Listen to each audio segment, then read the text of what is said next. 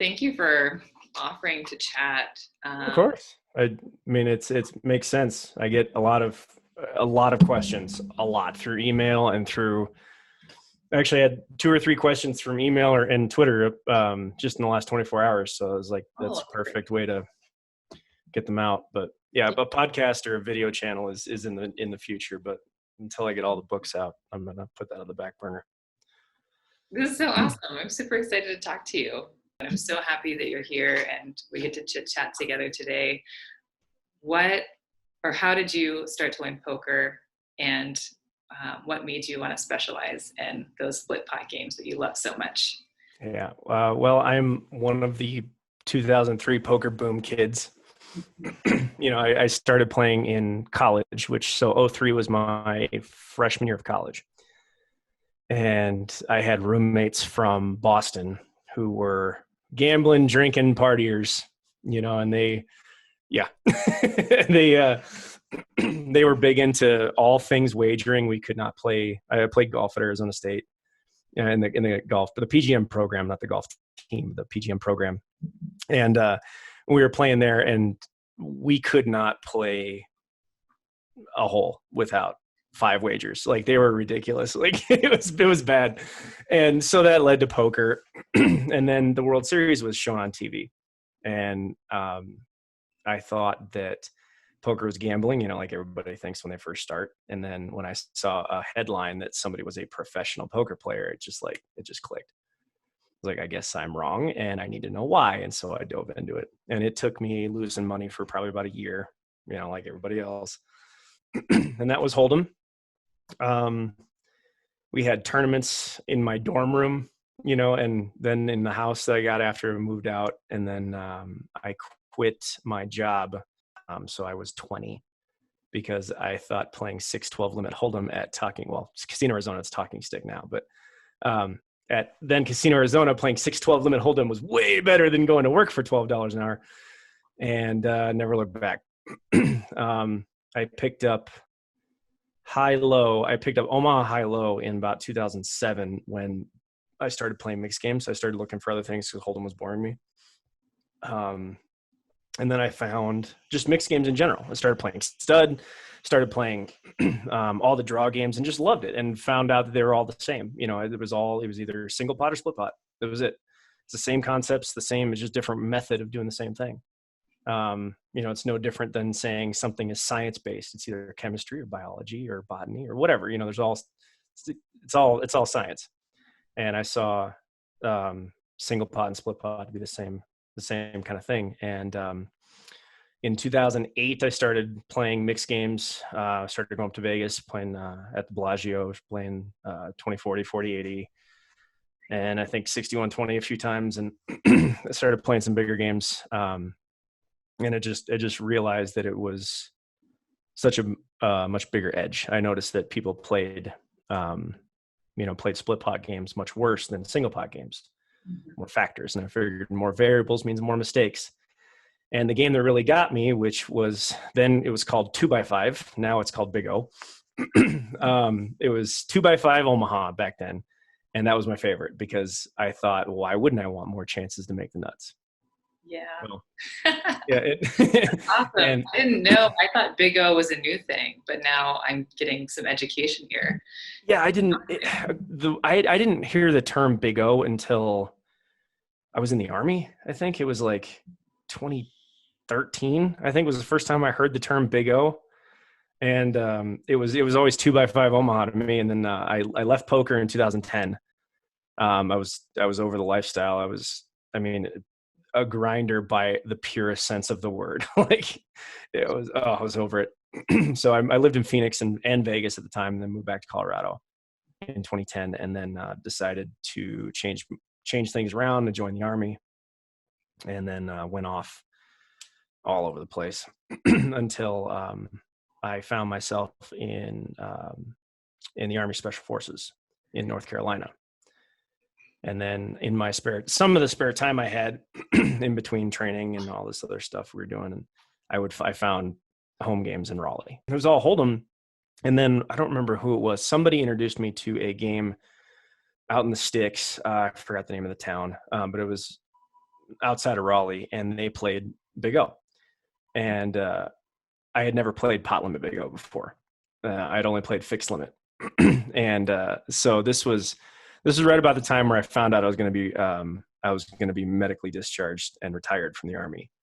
I got hurt a bunch of times all at once, and I'm fine. Don't worry. I'm fine. But I got hurt a bunch, and I found out I was going to be retired. And so I was doing with surgeries and the recovery, and then preparing to leave the Army, which is a process and a half. All I was doing was playing cards. I'd show up for one formation on Monday mornings, and that was it. And then I'd have the rest of the week to myself. And so all I did was play cards. And so I was playing in this game, and they played pot limit BigO. And that's where a lot of the concepts for the book came from. It with people who played Holdem and did not understand the basics at all. It was a great game, but it was routine that I started to understand that the edge could be quantified. And so I started to develop kind of a formula, I guess you'd say, for calculating equity. I didn't know what it was at the time. I didn't know that was the word, but calculating the equity on both pots, on high and low, and then putting them together, and then finding a way to do that in my head on the fly. And I found a mathematical advantage that was worth pursuing. And was this like pre-calculator, like equity calculator? Yeah, I didn't know that these existed. You had your own equity calculator in your head. How convenient. It wasn't that accurate. It was I was within about 2.5% was my margin of error, but it worked. It worked. And I would factor this in. I didn't I'm not saying I could factor exact equity. I'm not going to be able to tell you the exact 741 runouts or 820 runouts based on how many players are involved. But it was, I found a way to estimate within 2.5%. And I went home and I would calculate all these scenarios out, and I would, if this many outs in the low and this many outs in the high equals how much, put it together. And I did this, through several hundred iterations of all these combinations, and then tried to memorize some of it. Mm-hmm. And then took that to the game and discovered that high-low had an advantage that was almost insurmountable.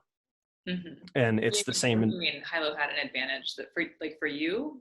Well, it had a mathematical component that other forms of poker didn't, because of the low, because of the split pot thing. And so I started to quantify that example, and I found that the number one problem with people's thinking was that Holdem players didn't understand what the definition of the best hand meant. And I found a fundamental flaw in that line of thinking. And so that led to the first page of my eventual first book, which was redefining the best hand. Yeah. And so Holdem players understand the best hand to be what's winning right now, because that's always usually the best hand. Well, not always, but usually the hand that's ahead right now is the best hand.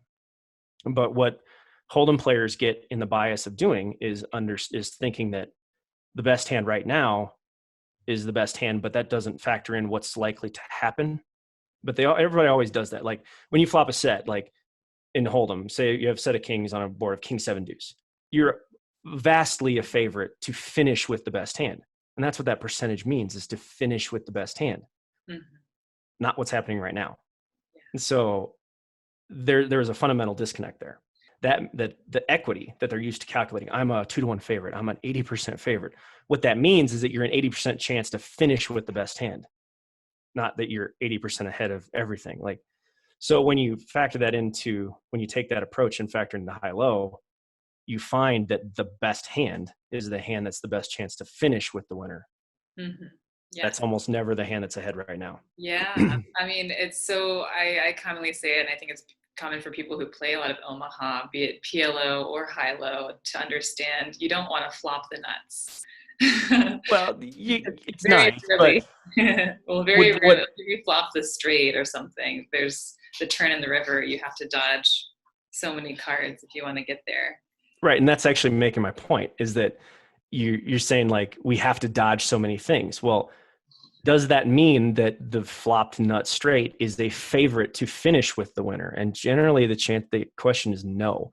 And I found that if you The worst one is if you flop a 9 high straight with 7-6 in high low, you're an 11-1 dog to finish with the nut straight.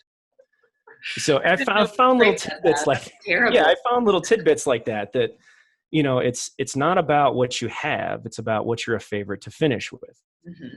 And then the other component that you go further with is, are you a favorite to profit from it? It doesn't matter if you're a favorite to finish with the best hand or not, or I have the best hand or finish. None of that matters. Can you profit from what you're doing?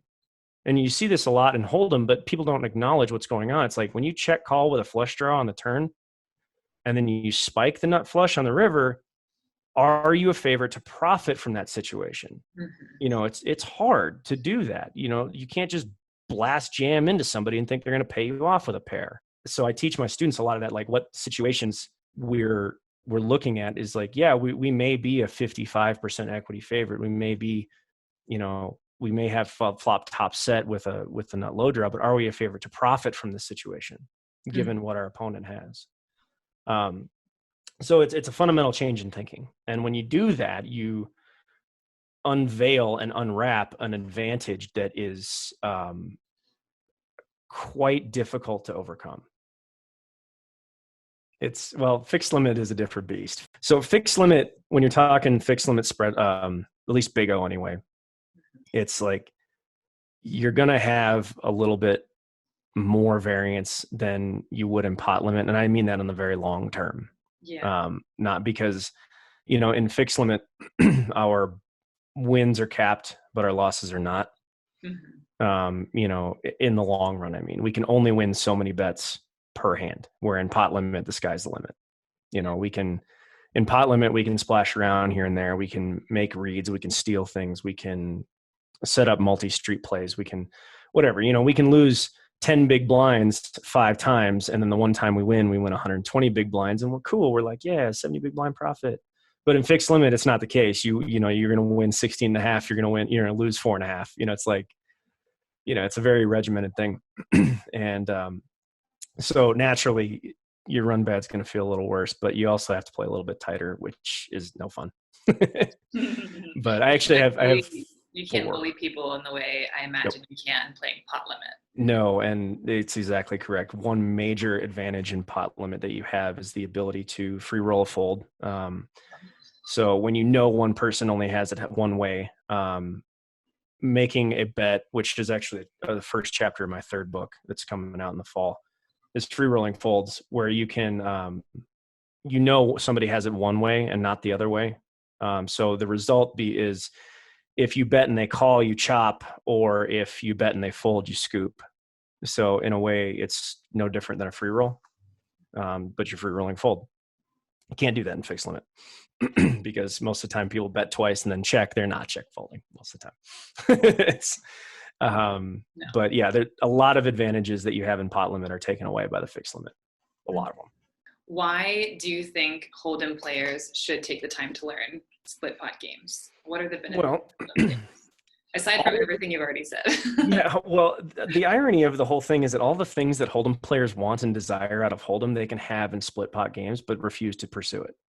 So you look at all the things that, what do Holdem players want the most? They want to be seen as winners. They want to be respected. Well, prove it. 50% of your sessions, 85% of your sessions, you would get that recognition and that thing that you want, you know. But nobody wins 85 whatever percent of their sessions in Holdem. That's just not how the game's played. If you do, you're, you know, probably doing a Stones poker thing. You know, like it's very, very rare thing. And so when a Holdem player they want certain things. They want their mathematical advantage to be realized frequently. They want their perception of they want professional results along with the professional image. Well, you can get that in high-low if you're good enough. Whereas in Holdem, you know, if you win 65, 70% of your sessions, which is probably top-notch, no limit variance, even in some of the bigger games or best games, you know, if I start winning 70% of my sessions in Big O, I'm doing something wrong.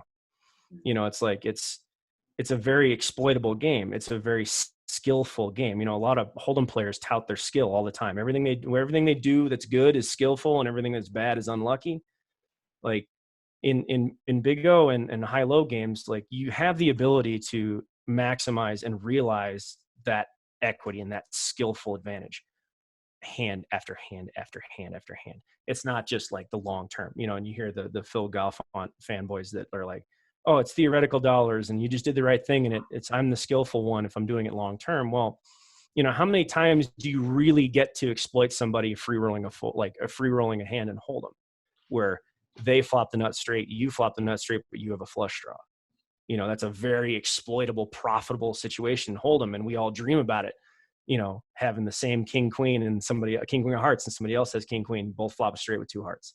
It's like that's the situation we dream about. Well, in Big O, that happens every third hand. Yeah. Like it's all the time. Yeah. So it's like if a Hold'em player really wants to play a game that's truly as skillful as they want poker to be, because a lot of Hold'em players want Hold'em to be more skillful than it actually is. They want it to be that way. So you can get that in Big O. You can get that in pot limit high low. You get a game that is the chess of poker, whereas other games are not so much. So it's like Hold'em players, PLO and PLO high low. That's the game you've actually been looking for this whole time, but just maybe not the game. It just depends on what you want. It depends on what you're looking for. If you're looking to play games where nobody will ever discover your advantage, play Hold'em. It's because there's so many different ways to do things. There's only 2 cards. I mean, there's so many unknowns. There's so many uncertainties. There's so many incalculables. There's so many guesswork. Like in Big O, not so much. There's generally a right and a wrong way to do everything. There is a right answer because everything is quantifiable. Whereas in Hold'em, maybe not so much. You can quantify all 156 hands or whatever that is, suited or unsuited. Like you can do that. And I've seen all the nerds with the hand charts and stuff. One of my best friends is a hand chart nerd. And, every situation has its own mass spectrum hand chart. And it's like, they're trying to turn Hold'em into chess. And it's just not that way. That's not how the game is played. It's meant to be a game of feel. It's meant to be a game of uncertainties, incomplete information. That's what makes it so popular. And that leads to the variance that you naturally see in Hold'em. Anybody, no matter how good or bad you are, can win or lose all the money in any session. It just happens. Big O, not so much. It's some really special things have to happen for the big goofball to get away with lots of money more than once. Yeah. Yeah. And I know that's what Hold'em players want. They want what they, and them all too. They sit down, they got some big whale that's playing 90% of his hands and just goofing off and just getting absurdly lucky and crushing everybody. All the pros say, I want to be able to smash that guy now, not 10 months from now, not 4 months from now. I want to do it now. In Big O, you can do that. Yes. And it's very rewarding. Yeah. And it just makes me wonder, why aren't more Hold'em players playing Big O right now? Is it a fear thing? Is it just an ego thing and not wanting to have to learn something new? What do you think is kind of holding people back right now? I've actually been told this in a very honest way from a couple of people. 2 very, very good Hold'em professionals that I know have told me offline that they said, look, at the Hold'em table, I'm the guy that everybody points to. I'm the center of attention. I'm the pro. When I go to Big O, I'm the idiot. He's like, I don't know. I can't. Yeah, I think it's an ego thing because Hold'em is yet so simple. It's so simple and so complicated all at once. But then when a proficient Hold'em player, even a proficient PLO player, sits down at a high-low table, there are so many things they're uncomfortable with and don't know that it tugs at their ego. They're not the 800-pound gorilla that they see themselves to be when they get exposed, and they fundamentally get exposed for everything they don't want to show. And that sucks. I mean, nobody wants to be the fish at a game. Nobody wants to be the rookie and the new guy. Nobody likes it, especially if you're routinely day in and day out as the big monster that everybody goes, oh God, this guy's here again. Shit, hide your money. Like everybody loves that. That's a human thing. That's what, who wouldn't like that? Just float your ego up. But when they go to the Omaha table, that doesn't happen. I think the only counter argument I can see to that is I know some pros that want to be pros under the radar because they think it's bad for their game to be seen as a pro. They actually don't want people to know that they're pro poker players. Yeah, you can get away with that and hold them. Not so much in Big O. It's painfully obvious who the best player is when you're playing Big O. It is painfully obvious when you obliterate somebody, you know, when in a situation where, you know, I'll give you an example. This happened in, actually the last time I was in Vegas was 3 years ago, probably 2 years ago. I was playing a game at the Rio, and the board was Ace 8-3. And a player had flopped a set of aces with a bunch of high cards. And I just had a basic wrap on the wheel and with a flush draw, which is obviously the best hand. But that's a fundamental flaw in the thinking, is that the set of aces that I have the nuts. Well, no, you don't. You're actually a 2.5 to 1 dog. Yeah, You know, you can only get half the pot and you have to dodge everything. Right. And you factor up the, you know, that's something like a 2. I don't remember the exact odds of the situation, but judging by what the cards he had in his hand. You're getting free rolled for the low. Yeah, it's, you know, your equity can't be over 50% when you can't win half the pot, no matter what it is. You know, even if you have half the pot locked up and you have one out to beat my high, you're automatically a 52.5% favorite, automatically. You know, it's like, and anyway, so all the money got in. It was like 6-bet jams. It was a huge pot. And the guy's like, I have the nuts and you suck. He actually said that. He goes, I have the nuts and you suck. I'm like, what? And of course he got scooped, you know, and like he lost his mind. And it's like, you know, it's hard for a regular Hold'em player to comprehend the best hand concept. So that equity that you're used to, I have the best hand, that means to finish with. Yeah, it's almost, I mean, and maybe it's a kind of abstract concept because people that are really conditioned to thinking about having the nuts at this moment aren't thinking into the future and all the different versions of the future that could exist, right? Because at the very moment he has the nut high, right? He's got the best high hand, but he has no low, no chance at the low, and there are many cards that can come to destroy him on the turn. Yeah. Well, and it's just, it goes from that bias that our Hold'em minds are used to thinking about. We're not used to thinking outside of that box that the best hand, our equity, is what we're a favorite to finish with. So, you know, we're used to in Hold'em that our equity, if we're ahead right now, we're going to be over 50% a wide majority of the time. So we don't get used to thinking about that. We don't get used to thinking about it. If we have it now, if you get there, you were wrong. Or if you get there, you made a mistake, and I was right and you were wrong. And that just feeds that fundamental ego build of the best hand right now is the best hand and I should win.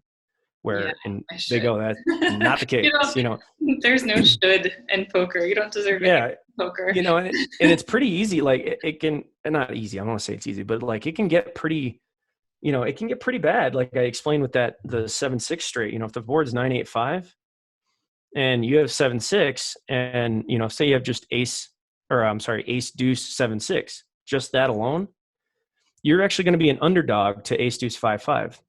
You know, then like you're actually going to be a statistical underdog to that hand because, you know, you can improve and they can't. And like there's cards that can come on the turn that are completely dead, but you're not trained to think that way. You're not trained to think about what's possible. You're not trained to think about the likely of the next 2 cards that are coming, because in Big O, most hands go to showdown. So you have to actually plan for that. And if you calculate that, you find some very, very interesting things mathematically about what's good and what's not. I really like the answer that you gave for why Hold'em players should be learning split pot games. It honestly wasn't what I was expecting. Something that I often tell Hold'em players is that learning split pot games will make them better at No Limit Hold'em. It absolutely does. Mm-hmm. It absolutely does, in ways you wouldn't expect, with concepts you wouldn't expect. Mm-hmm. And it's, I did not realize how powerful the advantage was when you go back to the Hold'em table. Because you take concepts like what's likely to happen, and even it allows you to do things that you wouldn't normally do. Like for instance, if I'll give you an example, one of my Hold'em students gave me a while ago, where he put a triple float on because he knew that the board was likely to run out something to mess up the established high hand, which he thought this guy was betting one pair on an all low board, whether it was a medium over pair. I don't remember the exact board. The board was like 4, 5, 6 or something. It was a coordinated low board, and the guy bet into him. And for whatever reason, I don't the exact the guy was betting one pair is what he thought. He's like, he has a pair and draw or 8s, 9s, 7s, something like that. And he's like, well, I know that the board is a favorite to run out either one of the flush cards or 2 over cards or whatever, because he's used to that in Omaha. And he's like, well, if I call this guy twice and I get a real bad run out and I raise the river, he's going to fold in like 90% of his range. And he's right. And it worked. And like, he's like, I would never have done that if I hadn't, learned Omaha first. And I mean, that's a really specific example, but like the thing I use the most when I play Holdem is pushing and pulling, which is I go into great detail in my first book, but it's really a foundation of everything you're doing. You're either pushing the field out or you're drawing the field in. Mm-hmm. And I hate the word slow play. I hate that because everything we do has a goal, has an objective. Are we trying to encourage raises and calls, or are we trying to encourage folds?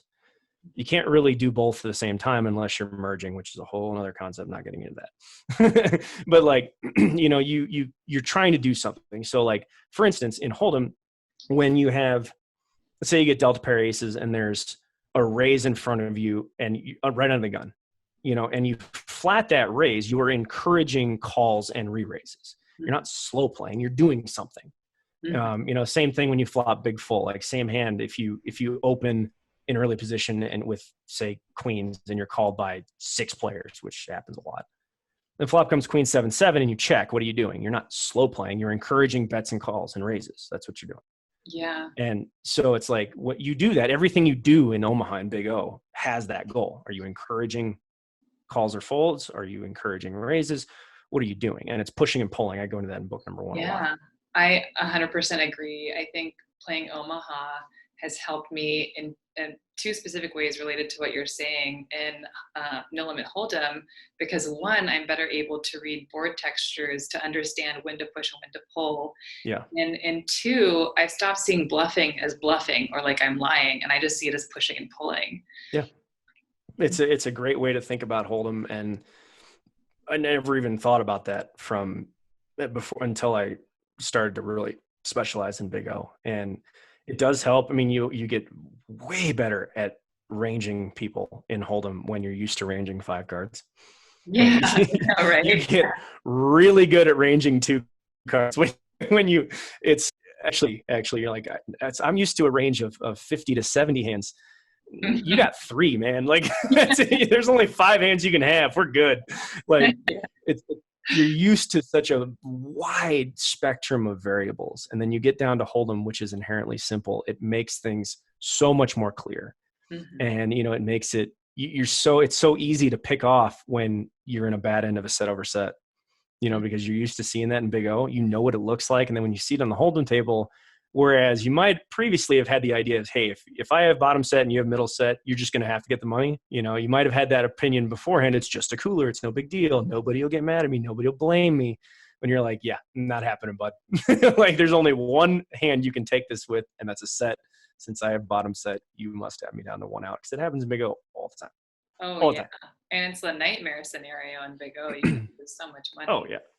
Well, it depends. I have one of my students is a total math guru. Yeah, the chances that somebody else flopped a set when you flop top set is not like super high. We're talking, heads up, it's only 8%. So you're used to seeing it, and when 4 players see a flop, 4 players see a flop, it's 1 in 3 chance that somebody else flops a set. So how often do you see a 4-handed flop in Big O? I mean, every hand. Yeah.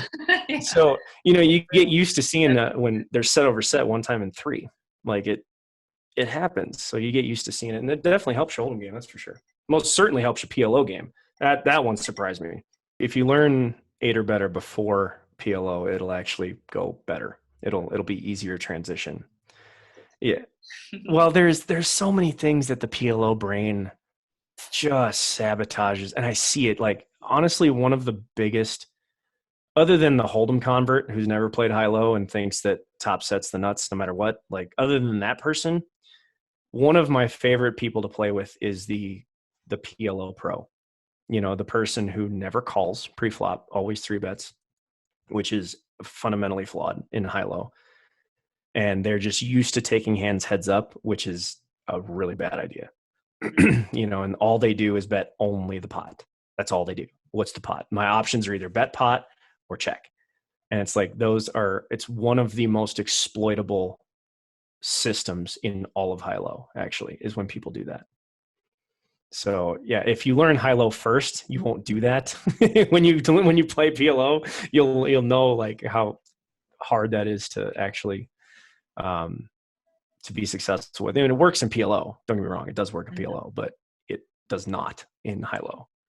Yeah. And so if you're going to transfer one knowledge set to another, it needs to be high-low to single pot games, not the other way around. It will help you out a lot more. That actually leads me to that question I got on Twitter, where the question was, when playing different blind structures, $50 up to 5-5, is it best to look at average big blinds 1 per hour, or and he asked about, is 300 hours a decent sample per blind structure? And I actually answered this in book number 1 at a very basic level. There is no reason why a professional high-low player, a phase 3 professional high-low player, should not be winning 40 to 80 big blinds per hour. Whereas in Holdem, that's cheater level. Like, 10 is crushing, right? 12 is huge. And, if you're winning 12 to 15 big blinds per hour, you need to be moving up quickly. Whereas in BigO and high-low, there is absolutely no reason why you can't win 40 to 80 big blinds per hour. So we're talking, a $200 win rate and 5-5 pot limit is perfectly plausible. Anything from 55 to, 225 is plausible and doable. I don't mean this to sound like a brag or a boast, but like my lifetime in 1-2 at BigO is 168 an hour. So, you're talking 80 something big blinds per hour. And that's not to say it's like, hey, look, this is awesome. That's just how the game's played. Like and that comes from a fundamental difference in the advantage. Your advantage is not thin equities. Your advantage is not exploiting thin spots. Your advantage is you have the hand and your options are scoop or 3/4 somebody. You're automatically locked into a profit no matter what happens. Or players put in a significant amount of money only to get their money back. That is their best case scenario. If you're heads up and you're drawing at only the low, if you get there, your options are to win 0 or lose what you've wagered. And in Holdem, that never happens ever, other than that flop the nut straight with a flush draw scenario I told you about. And you play enough Holdem. How often does that happen in Holdem? Once a month, maybe, if you played full time, maybe. Yeah. This happens several times an hour in BigO. And that's the reason you can win more.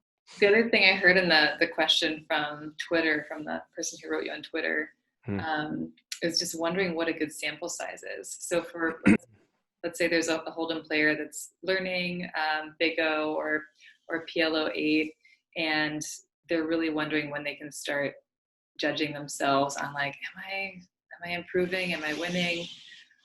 The sample size is always, that's always a constant question. Yeah. That unfortunately it's going to have the one answer I hate to give, but it depends. Yeah. It's the Ed Miller philosophy of everything. It depends in Holdem. And that's true in Holdem, but in BigO, not so much. But on this topic, it happens to be true. It depends on what your objective is. Is your objective to play full time? Are you trying to, is your player pool sustainable forever? If you're talking about a home game with the same 7 people over and over and over that you play once a month, then your sample size is like 10 years. It's a lot, but I've found, you can start to get a picture of what you're doing at 100 hours. But that doesn't really tell you how good you are. 200 to 300 hours will give you a semi-solid picture of how good your game is and how good your decisions are based on your game. But when you want to see really how good you are, it needs to be about 1,000 hours. when you want to see truly how good are you at this game versus your player pool, because it always changes. So like you can't factor in, if the one super whale, if you play 3 times a week and you see one super whale twice a month, how can you then factor that into your variance? You have to play with that guy like 100 hours by itself. That takes itself over 1,000 hours. So it depends on what you want. If you want to decide at what point in time can I call myself a winner? Yeah, 300 hours. If you're up a significant amount of money, like more than 10 big blinds per hour average, then you can call yourself a winner. But keep in mind unless you're winning 80 big blinds an hour, you have work to do. And even then, there's still more work to do. So that's what's nice about BigO is that the ceiling is so high. Whereas in Holdem, if you're winning 10 to 12 big blinds per hour, yeah, you're probably crushing that about as bad as you can crush it. You're going to have a hard time moving it to 15, really hard time. Yeah. But whereas in BigO, if you're winning 20 big blinds per hour, 2 phone calls and I can move it to 30. Yeah. Yeah. I think, based on my experience, let me know what you think, that you can improve a lot faster, like have major breakthroughs a lot quicker in the split pot games than you can have in Holdem. Yeah, and I actually quantify that in chapter 1 of book number 2, in the phases of learning is the chapter. I talk about the different player pool, like different player styles, the different phase 1, 2, and 3. It's beginner, intermediate, and advanced. That's a very rudimentary explanation, but of what breakthroughs will push you past phase 1 and phase 2. And it's a lot. There are a lot of breakthroughs to make about specific concepts, and that the big light bulb is the difference between phase 1 and phase 2. And usually most of my students, like right around their 8th to 9th hour, they have that, that epiphany. I get it. It's thinking about the long term, what's likely to happen, and they just truly get it. And it's no one thing. Like, in Holdem, maybe it's, you pick off on a couple of tells and now all of a sudden you understand that body language is a big freaking deal. Or maybe it's, who knows? It could be any number of things that could push you over the ledge. But in BigO, there are dozens, if not hundreds of, aha moments and that you can have. They're extremely significant because you're either they're huge. You're going to keep yourself from losing a lot of money, or you're going to be winning a lot of money when you figure those things out. So, I want to get Jarrad in here in a few minutes, but I want to ask you just a couple more things. Okay. And one, because you're just talking about your books, can you let me know and let the audience know where to start with your books? So personally, for me, I have been playing Omaha Hi Low of the limit version, and I have a lot of the concepts down, but I still want to read your books. Should I start with the first one? Should I start with the second one? And where should a total novice start? Unfortunately, they have to go in order because I build my concepts in other books based off what you've already read. So if I actually put a disclaimer in the first part of volume 2, I said, if you attempt to read volume 2 without reading volume 1, you will have no idea what I'm talking about. Because so when book number 1 was written, I was asked what percentage of my cumulative knowledge was in that. And I was like, well, it's like 5 to 7%. It's just basics. Right. So I started writing an outline while book number 1 was being produced. And that I realized that was going to be far more than one book. So then things get layered. So the analogy I use is it's like a pyramid of knowledge. So the foundation is the base, right? And the foundation is book number 1. It's the basics. It's the things you must understand before you can move on. It'd be no difference than Holdem saying like, you must understand what a top 10 hand is, like what beats, you must understand that certain like second pair against 7 players is probably not a good thing. There's some very basic things that you have to understand before you can move on. And I intentionally did that. I had parts of book number 1 that I cut out and moved to 2 and subsequently 3 because I wanted to include only the basics. So, call it for whatever, it's good for sales, but no, if you try to read book number 2 or even worse, 3, you'll have no idea what I'm talking about. Like, I routinely reference concepts and then build on them. So like pushing and pulling, I talk about that in chapter 6 of volume 1. Here's the basics. Well, now we go further into volume 2. There's more things to do. And then I reference setting up a concept that I talked about in book 2, threatening a springboard or setting up a certain play. This could happen. If you haven't read it, you won't know what I'm talking about. Okay, so no jumping ahead. No, don't jump ahead. It'll hurt you. Incremental, which learning is anyway, so that makes sense. Yes, and I did that on purpose. So Yeah. yes, read volume 1. I should note to your audience that I did not edit book number 1. Please do not send me emails that I get once every 2 weeks about how bad the editing job is. There's a reason I own my own publishing company now. So yes, book number 1 was not edited by me. It was edited by Doug Hall. But 2 and 3 and 4 are edited by professionals, and they are, I don't want to say perfect, but I have yet to find an error. Doug Hall, good poker player, poker coach, maybe not good book editor. Not so much editor, but hey, he got me into the I guess the world of, the author world. And I am, obviously immensely grateful for that. But I understand that there are typos and grammar issues, and I wrote like I talk in book number 1. Book number 2, not so much. It's you wouldn't even know that they're written by the same person unless I'm going to get both of them at the same time. So it'll be fun to read them back to back and be like, wow. Yeah, it's eventually I am going to rewrite volume 1. I am going to redo it in the, with my new team of editors, and eventually we'll redo volume 1, with the same format and everything. But, the best place to get it is on my site, doublesuited.net. But, you can order on Amazon if you want the digital copies. Those are available wherever you buy digital books. Volume 1 is only available on Amazon, the digital copy. Volume 2 is available in a wide variety of places. The digital one, paperback, Amazon or my site. I prefer my site. Amazon's a bunch of thieves. Yeah, probably better for you too if it's from your site. So yeah, it's way. But I can I'll also get it from your site, so you can handwrite me a little.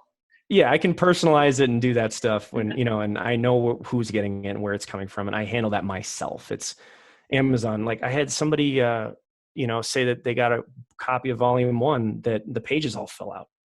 Oh, no. And which I never, when somebody orders from Amazon, I never touch it. So I can't fix it if something goes wrong. If it comes from me, I can make sure that it's not like misprinted or something. Yeah, it all fell apart. I'm like, what did, and, it's like, oh, this guy scammed me. I'm like, I never touched it. I'm sorry. Aside from reading your book, how do you suggest No Limit Hold'em players get started learning and practicing split pot games? I mean, the best way is to practice in a setting where you don't care about the wins and losses. So, I mean, I would highly recommend playing a micro stakes online somewhere. Poker Bros has, if you can get into a club that's unionized, there are literally dozens of BigO tables of all stakes running 24/7. If you have access to Poker Stars, I know they play there. I have 2 students that play on Poker Stars regularly. But, if you can get a game together, do it in a way that you're not necessarily going to care about the results, but can still take it seriously. Mm-hmm. But unfortunately, there is no be all end all fix all. Watch this video and now you're a winner. Like BigO and high-low is very, very hard to learn. It is a process. It takes a lot of work, and I want people out there to understand that you're not just going to sit down and have a good day and be hooked for life. It's not like golf where you stick it from 150 and now you're stuck for life. It's a lot of work. It's a lot of work, but if you want the game to be as skillful and you want to be as skillful as you want to be, BigO is a good way to learn it, but it takes a long time. So yes, to answer your question, I would recommend playing online in a very low basic format, because you're not going to run into anybody who's any good. You're not going to run into people that are just going to be playing only premium hands. If you're playing 6-handed, you're routinely going to take a 6-handed flop. Mm-hmm. And that allows you to practice your basics, because if you stick to just basics, like in volume 1, you will be successful. Yeah. And at that point in time, and you want to move up, then we got a lot more work to do. That's the base of the pyramid. And, great. The pyramid of Giza is not one plateau for a good reason. There's lots more to it. And it's the same thing with any good game. And it's important to have that strong foundation. I feel like in our society, it's so easy to, want instant gratification, want to be at the top immediately, but it takes those levels of learning and messing up and losing horrendously to really learn and build that strong foundation. And it's so worth it. As painful as it can be to go through the process, it's so necessary and so worth it. That's actually, I bet you half of my students, at least half, tell me that in their first call. They're like, I didn't want to spend 6 months or a year losing my ass, to get decent at this. I'll just rather pay you for 10 hours and I'll just skip all that, and, and at least half of them have told me the exact same story. So, if you want to get good really fast, get coaching, coaching in anything. It doesn't matter if you're talking tennis, golf, Holdem, or BigO, like suck it up, pay for coaching, get good, get quick, get good quick at it. And, you won't regret it. But it can be a big advantage to those who have the ability to suck it up and be like, I'm going to pay for advice, which very few poker players do. Yeah. Well, and you said with your coaching, like a little bit earlier, we were talking about how you do reviews for some of your students. How does your coaching setup kind of look? It depends on what somebody wants. I think I have 25-ish students right now. Not all of them are active anymore because most of them aren't playing live anymore, but they will be as soon as this whole thing's over. But some record their sessions and then their online sessions and just record it and send it to me, and I break it down in a video for them, which is the reason for all of this. And then some do phone calls where they discuss hands they played live, and they tell me the information, and then we just discuss 2 or 3 hands and the concepts that they're lacking, and I give them homework to work on. Or I have one student in Florida that he plays online and wants me to talk him through things as he's playing, like be a head over his shoulder. So it really depends on what somebody wants, how they play, what their goal is. My fixed limit students record 7 or 8 hands during a session, and then we break them down. Some people work over email. Some people, it totally depends. Generally speaking, it's a phone call to discuss how they're feeling about a hand, what they feel they made a mistake, looking at the holes in their games, and then discovering what concepts that they're lacking on. And then I'll give them a resource or a chapter or a video. Like my instructional library is north of 200 hours now. And it's, so if there's a video in there that properly explains a concept that they're lacking or misinterpreting, I can refer them to that. And then all my students get access to that library for free. But I have a few dozen subscribers to that library as well that don't get coaching. But it's 100 videos ish of instructional content on BigO, or split pot games in general. Most of it's BigO that people can subscribe to as well. Well, Red Chip stopped paying for them, so I'm making them on my own. Yeah, and as someone who's looked for content on split pot games, like really quality content, man, like I'm so happy to be meeting you now. I'm sorry that I didn't find your stuff a few years ago. Maybe I just wasn't looking hard enough. It wasn't really out there. Red Chip did their thing. It was a video here, a video there. But now that I have my own everything company, it's basically made my own. I can put things out there. I can make things at my own pace. And when it's like, for example, I used to play at a club that's now closed and they live streamed a BigO session for a few weeks. They ended up shutting down for something unrelated to the game, but I was able to get 30 videos off those 2 sessions where, here's the hand I have, here's my thought process, here's a concept that this video talks about.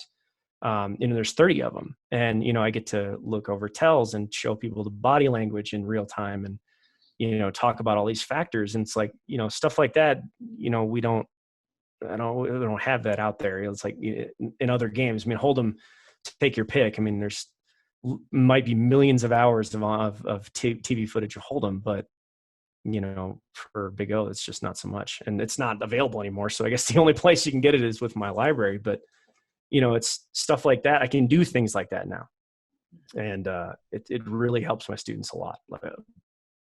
I get a lot of feedback, a lot of positive feedback on that library. Yeah, I bet that's awesome. I'm gonna have to subscribe so I can check it out.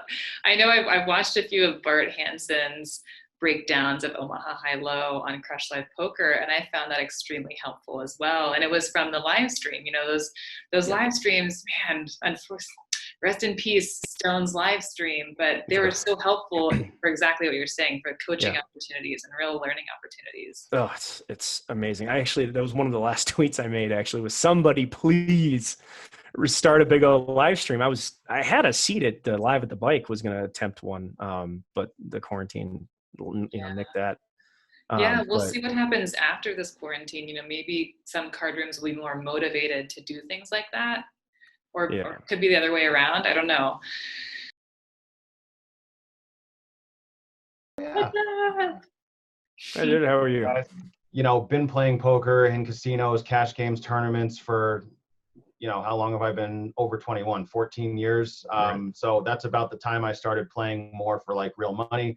You know, I've played bigger stakes tournaments. I still play like low stakes games, like, you know, 1, 2, 1, 3 mostly. Mm-hmm. You know, I started watching a lot more poker content within the last couple of years. All the big, you know, vloggers out there. I came across Christie's, and here we are right now. And it's really cool to be able to learn from all you guys, with all the content that you put out there. Like, you know, everybody has, I feel, something that they can contribute. Like, I might, you know, maybe from, you know, Christie's hand breakdowns, I might pick up 1 or 2 things from 1 or 2 hands over a course of like 3 videos, and the rest is like, yeah, I'm down. I know that concept already, but I didn't think about this before. Yep. And that stuff kind of led itself to me to want to dabble in PLO a little bit, because I knew a lot of people in North Carolina who played, but I never really jumped into it because I was always just no limit Holdem. That's all I played. And even to date, I haven't played that much PLO. Right. I haven't ever played live cash with it. I've played a couple of tournaments. My most recent one actually was at the last Run It Up Reno in October. I was over there at the Peppermill, and I was like, hey, they're doing a PLO tournament. It's $125. Let's jump in and see what happens. And I ended up coming in 9th out of 170 people. Wow. And I think it was largely because I was getting hit in the face with the deck. It's tournaments. I mean, yeah. So you're not going to win money unless you do that. I think I was just upswinging a little bit. But a lot of it too was, I think I consider myself a pretty competent no limit Holdem player. I wouldn't call myself a pro or anything, but like, I don't look like I don't belong at the table, you know? Right. And I was able to incorporate, I think, some of those concepts in there. And you brought up a couple things that were actually kind of interesting. The one about how you flop a set and that's nowhere near the nuts most of the time. I thought immediately of the hand I busted on in that PLO tournament. And it was an all-in pre-flop, but I had aces, XX, and guy raised into me, and there wasn't much more, so I just potted it all in. And I flopped the ace, so I flopped top set, and he runner some kind of straight or something like that. Like, right. I was like, what just happened? Like, yeah. Well, and you know, if you break down the math of that, it's like, you know, if you flop a set of aces on a board of ace 9 7, and there's a 9 7 of hearts, and if somebody has, you know, queen or jack 10 8, you know, 6, the full wrap, you know, that hand's going to be a large favorite. Yeah, and I don't even remember the you know, ins and outs of the hand, but it was a lot of fun. And I know that, you know, you look at some of the, you know, when you're watching the WSOP, you're watching ESPN, you see some of those, you know, some of those PLO tournaments they're playing. You look at some of the vloggers out there who, and I watch a lot of poker on Twitch as well. Mm-hmm. So there are people who are playing PLO, and some of those pots just get ginormous. And it's a little intimidating for a no limit Holdem player like low stakes like myself to like start dabbling in that. So I'm glad you mentioned micro stakes. Yeah. I live in Nevada, so I have WSOP. Oh, there you go. So I can play. That's nice. And Huge advantage. So what's that? It's a huge advantage that you have Yeah. WSW.com. Yeah, shenanigan-free poker. It's great. Yeah. Well, not completely shenanigan free, but Yeah, I know. Most of my volume and during the quarantines on Poker Bros, and I see a wide variety of shenanigans. yeah, I just watched Christy's vlog on that today, actually, before I came in here, talking about the apps. And I'm glad somebody else shares that with me. I've had so many people, mostly my North Carolina people, have been like, "Hey, man, I'm part of this thing. Can you come join our club?" I'm like, "Yeah, I can play legally here, so I'm not really interested." When 8 of you are sitting in a room together, and I'm here in Nevada by myself, like, that doesn't sound good to me. Yeah, and I've run across a lot of problems. So anytime you guys want input on the 180,000 hands of poker I'm in on Poker Bros right now, then I got some pretty interesting data. That's a whole another topic for something else. Yeah. But it's oh man, so yes, shenanigan-free poker is nice. So you talked maybe about this a little bit, but I made a note, what components of experience playing primarily no limit translate as a good baseline for improving at PLO? At PLO, are you talking about high only PLO? Well, that's what I played, but I mean, I guess is there like a broad answer to that, or is it going to depend on the game? You're actually not going to like the answer to this one. So generally speaking, concepts that translate to success in single pot games are generally a hindrance or a clamp on your success in high-low. Most of the things that make a good, proficient Holdem or PLO player will be a detriment to a big O or split pot game player. And those things are like uncoupled aggression or so everybody knows in Holdem or in PLO, you can effectively bulldoze a table. It may not work, but it can work. Whereas the PLO player who never does anything but raises the pot, and I'm sure you know players like that, if the betting is open to them, they just say pot. And they can run up a bunch of chips. Sometimes if they catch a decent wave of cards, they will win a ton of money. You can't do that in high-low. You just can't, because there's going to be a low over 50% of the time, 54, 57, depending on if you factor in your cards or not. There will be a low. And so if said bulldozer just says pot, pot, pot all the time, and I have the only low and I flop the nut low, there is no level of aggression that is going to get me to fold.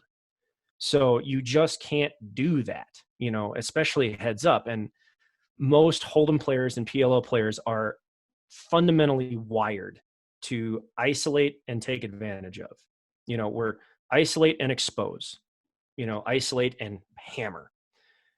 You actually usually want to do the opposite in split pot game. So when you try to isolate and hammer in split pot games, that will turn you into I win a lot of small pots, and the only pots I lose are the big ones. Are the really big ones, yeah.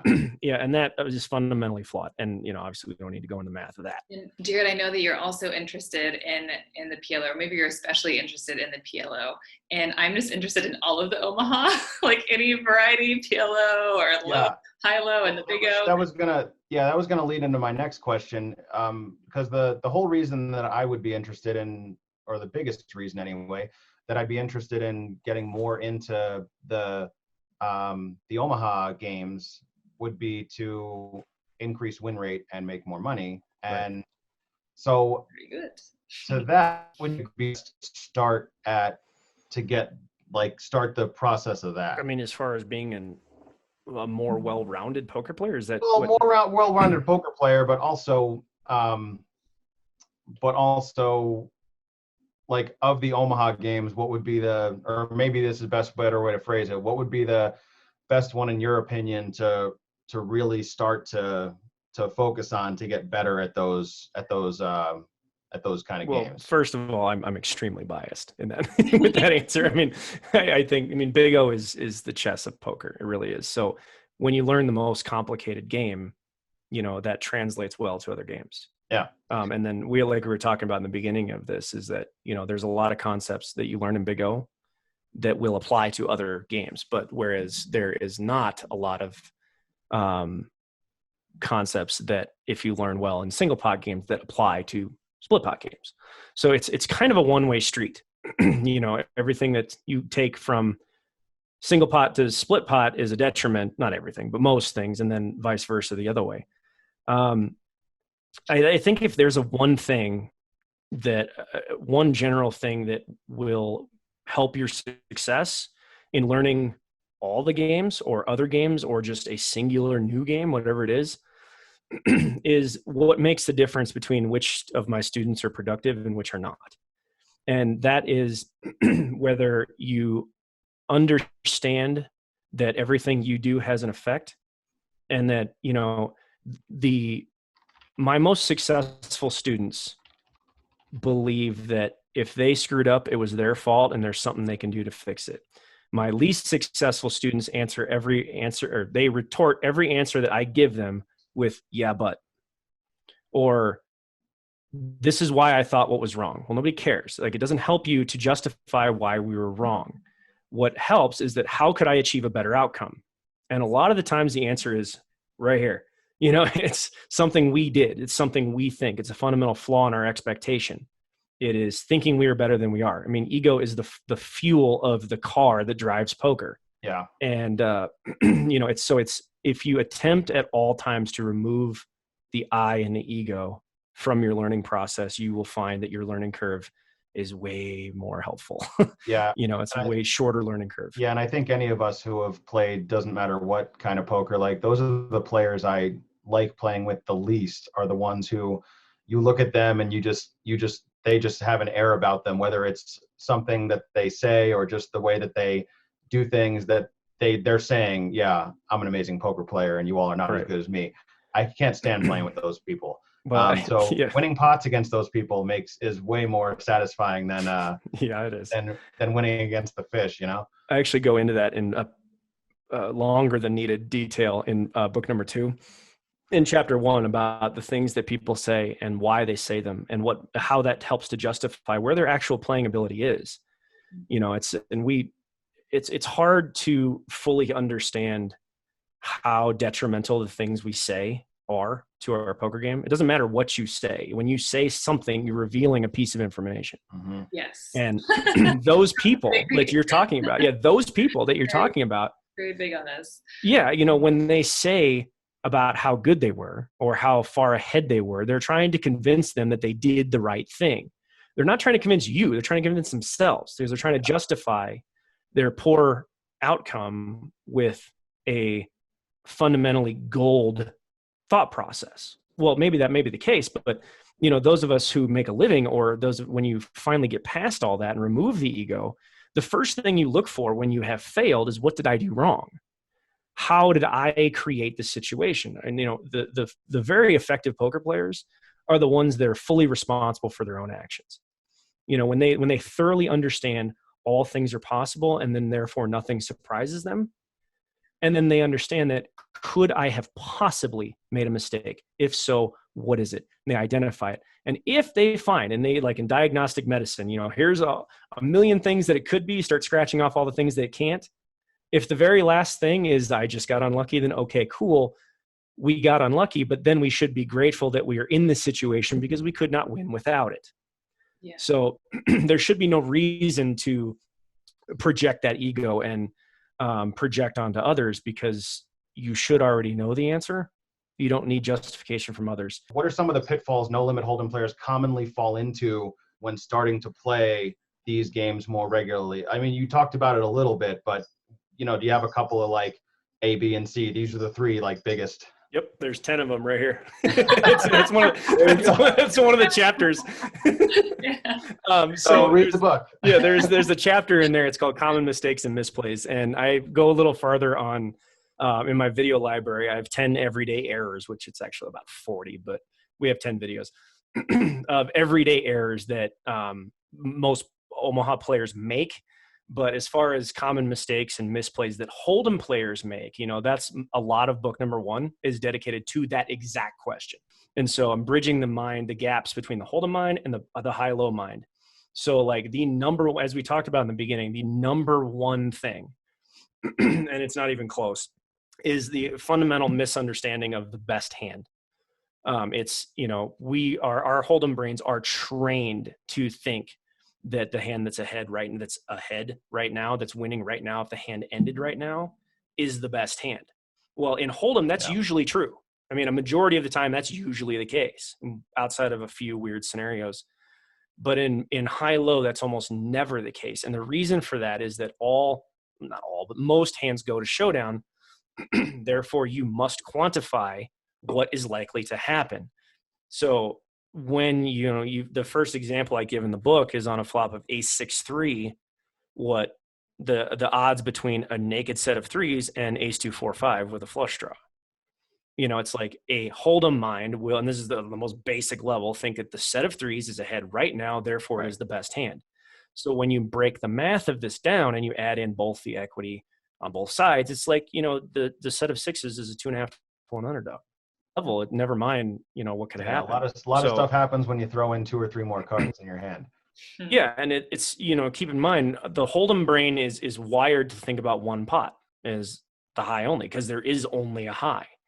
Yeah. There's only one pot. You either are a favorite to win it or you're not. But what we don't consciously, even though we say it, I'm a favorite, I'm an 80% favorite, I'm a 2-to-1 favorite. What that means is that by the river. Doesn't mean right now. We're used to saying that. We're used to saying I'm a 2-to-1 favorite. Or if I get aces in against your kings, I'm a 4-to-1 favorite or 80% favorite. That means with all the cards on their backs. That means all 5 cards on their back. That doesn't mean right now. But there's still a 20% chance it's by the river. So when a person fully understands that concept, they are free. They're kind of unhandcuffed. You know, they're not clamped anymore. That's when they're free to actually learn. But if a player truly understands and they truly in their core believe that on a flop of Jack 4-3 with 2 diamonds, if they truly believe that a set of jacks is the best hand, they can never be a winner. They just can't. You know, if as soon as that person understands that the ace-2-5-6 with the flush draw is a massive favorite, and I'm talking about 2.5 to 1, 3 to 1, somewhere in that neighborhood, it can be up to 4 to 1 depending on the cards. And you know, when they truly understand that set of jacks is actually a big underdog, then they have the ability to learn. And I want to add, because I know Jarrad's interested in PLO, that, you know, a lot of times I'll tell Hold'em players, and I think this is true, you all can let me know what you think, that Hold'em is really about making top pair. Like usually if you have top pair, you're in pretty good shape. But in Omaha, you're looking for draws and you're looking for nut draws, and those are in great shape. Like flopping top pair in Omaha isn't going to get you anywhere. You want to have all the nut draws because the turn and the river cards can just bring you to glory. And that's another way that Omaha games can help Hold'em players improve. I mean, all my friends that I play Hold'em with now are like, you're just always sucking out. You just suck out so much. You're the suck out queen. You always get there. And it's like, no, I just have such a better understanding of the strength of my draws now. And when I do get there, I'm going to get paid off from you. You understand that you are a favorite to profit from a certain situation, whereas the example you gave, Hold'em players are used to top pair, top kicker being a really great hand. Well, how likely are you to profit from that situation? The answer is probably not very much. You may profit a little bit, a lot, but then the times you lose, it's going to be big. Whereas, you know, if you have a soft, I call them soft and hard hands being the like the 2 pairs, top pairs sets, hard hands that are improve only a specific way. Draws are soft hands, they flush draws, straight draws, whatever. You're much more likely to profit from a soft hand than you are a hard hand. And when you apply that in Hold'em and you understand that, you know, if you start looking at the math, you know, if you flop a medium flush draw against 7 players, run the equity. You know, if you probably have you're up there in the top 2 or top 3. But the point is that when you are the one that actually wins and finishes with the best hand, you profit more than those that don't. So you know, we keep circling around the same concept. It's what's your favorite to finish with, you know, and Hold'em players are inherently snagged up on that. Yeah. Is that one thing you see a lot in like 1-2 and 1-3 in my experience is like the biggest hands you play are going to be like those cooler situations where you get an aces versus kings, and like, you know, either the aces hold up or the kings spike and you're just there. You know, the other ones you're not going to see unless you have a bunch of fish at your table. Like, you know, you're not going to get when that front door flush draw comes in, like, you know, you're not going to get as much from it because somebody's going to put you on it. Right. You know, whereas I get what you're saying with the Omaha games where you have so many more possible combinations, then you throw in the high-low into it, and there's so much more going on up here. Right. During the games. That's exciting too. It keeps you engaged, I'm sure, a lot more. A lot of times in Holdem, you know, you can be very much like, even playing live, you can be like, all right, I'm sitting here, look at my cards, fold. Look at my cards, fold. Okay, I have this hand. I know exactly how I'm supposed to play this from this position. Here we go. Right. And it's a lot more dynamic in the Omaha games, it sounds like. It is. It's also, it's more, you know, I don't want to like mystify it and think it's like, you know, some crazy magic craft. Everything that is inherently finite is quantifiable. Okay. So just because there's 51 billion, you know, hands in BigO does not mean that it's inherently infinite. You know, it is quantifiable. That's what actually led me down this path, is understanding that it is quantifiable and no one's quantified it yet. So it can be done, but yes, it is more engaging. There are much more factors involved. And actually, to the chagrin of two of my students who offered to pay me not to publish this, book number 3, I'm actually publishing my actual thought process. That's a true story, by the way. I had 2 students offer to pay me lots to not publish this. But so when you go into the entire thought process, it can get very complicated. But then again, keep it in perspective too. If you take your thought process, or Christy, you take your thought process and you explain how you think about a hand to somebody who's played Hold'em for 2 months, you're going to say things that are just blow their mind. You know, it's like, oh, it's so complicated. Oh my God.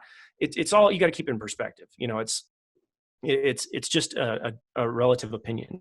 Like it can be not solved, but you know, you get used to certain things. You get used to guessing the math. You get used to, you know, defining your margins of error a little bit better. But you know, it's no different than you guys when you explain something in Hold'em to you know, like one of your bar poker players. Mm-hmm. If you explain how to define somebody's range and Hold'em to a bar poker player, they're going to stare at you like, what? What's a range? Oh, you're a golfer too? Cool. You know, like it's the same kind of thing. There's nothing like, you know, magical or mystical about it. It's just different. Yeah. It's just different, more complex. If you explain chess to somebody who plays checkers, they're going to think it's too complicated. You know, but if you explain how to write an AI system to somebody who's a chess master, they're going to be like, what? You know, it's just a different method of the same function, I guess. I'm curious about what you guys think about this too. I don't play a lot online, you know, recently because I've had to, but still very minimally. I'm used to playing live. I love playing live. I think a big strength of mine and something that I enjoy and have fun with is the live experience and getting live reads off of people and just that whole dynamic of play. I think I get so many live reads from Omaha players, and I maybe not necessarily more than in Holdem, but I do think people give up a lot more information than they realize. And you can totally exploit that even in the limit setting, which is what I'm used to. And I imagine definitely so in the pot limit setting. And there is a good reason for that. I actually go into pretty deep about this in a few videos of mine in my library. And so the reason that happens, the more complicated the game is, the less people are thinking about what they're giving off. So people are used to in Hold'em because it's comfortable. They're used to it. So then they already know, like Jarrad said, you know what you're going to do. When you look at this card, or you look at this pair, you know exactly what you're going to do. I'm going to bet like this. If I flop an over pair, I'm going to bet like this. If there's one over card, if I flop a set, I'm going to do this. They already know. Like there's a finite number of lines you can pick. Yeah. Because it's a very, very small number of variables. So that leaves them, that makes them free to try to worry about their body language. And everybody knows all that goofball stoicism that everybody tries to emulate from, you know, all TV poker, you know, I could rant about that for an hour. Anyway, but like they go in, they have more time and more ability to be free to think about those kind of things and hold them because they're so used to it. Where in BigO, you have 5 cards, or in PLO you have 4 cards. There's so many things to think about that they fundamentally lose the ability to be conscious about what they're giving off. It's like you're exhausting your mental energy. Yes. So like there's a finite amount of mental energy they can spend on what they're doing. And that range is different from other people, but in Big O, they have so much shit to think about, so many possibilities. They don't know what they're going to do if this, and this happens. And since most people aren't really that experienced in Big O, they forget to be conscious of their body language, and they forget not to do this thing and look at their chips when they're ready to bet. Like, they forget to do that. Where in Hold'em, they're just like, stare at the board or stare at your opponent or whatever. I already know what I'm going to do, so I now can worry about everything else. So you will find the more complicated the game, the more dynamic the live reads are going to be. And I did not realize how big of a deal that was until I started doing those videos we were talking about of that live stream. And most of them turn into, look at this live read I got. Oh, this is what this read means. And now I can fully range somebody down because of 2 live reads. And all they did was check back once. It's like, now I know exactly what they have with 5 cards, and you can't that online. So you're spot on that one. But yeah, those are all available on my library anytime you guys want them. That's pretty cool stuff. This has been really cool to listen to you guys talk about this stuff, and just to hear about the.